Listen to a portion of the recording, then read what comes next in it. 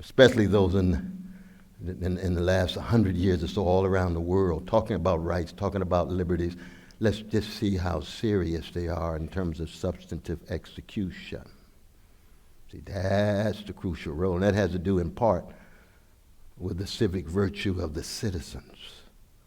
Do they have the courage to raise their voices collectively when they see violation of the dignity of folk, black folk, indigenous peoples, whoever they are, whoever they are?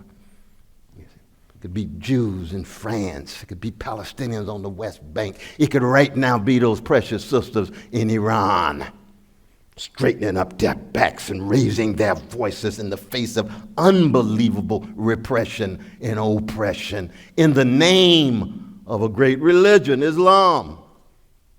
Just like the Klan, in the name of my Jesus, gonna put a cross on Medgar Evers' lawn, in Martin's lawn. What kind of Jesus are you talking about?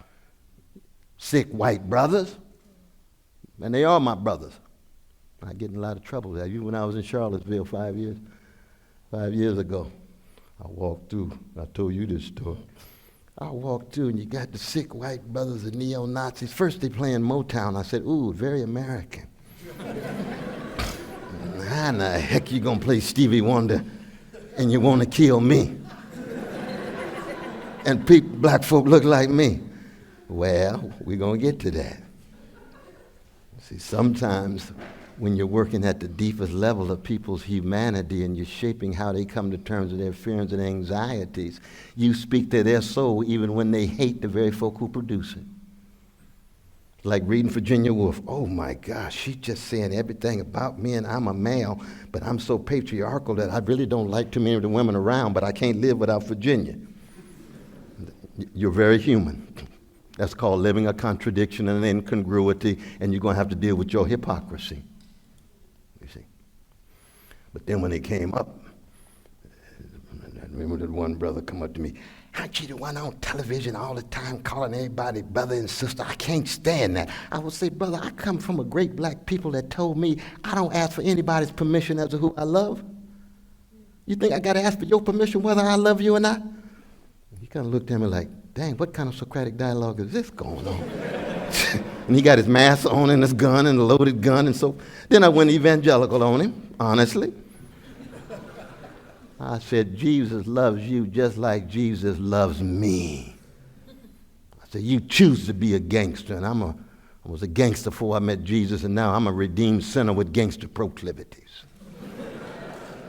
So you're choosing hatred. You're choosing revenge. You're choosing to hate these Catholics and these Jews and these black folk and these women and these gays and lesbians and these trans. That's your choice. I come up in a culture where I have to deal with struggles against white supremacy, male supremacy. Every day I'm trying to learn how to die in order to learn how to live, and I choose love and justice rather than hatred and revenge. But you catch me on a bad day, and my gangster proclivities can take over. Why? Because we're all human beings. None of us pure, pristine, free, a spot of wrinkle. And that's part of the humility that goes along with any kind of spiritual maturity. And it's very difficult, I think, for young brothers and sisters of all colors to come to terms with this, because you've grown up in the most commodified, marketized culture in the history of the world.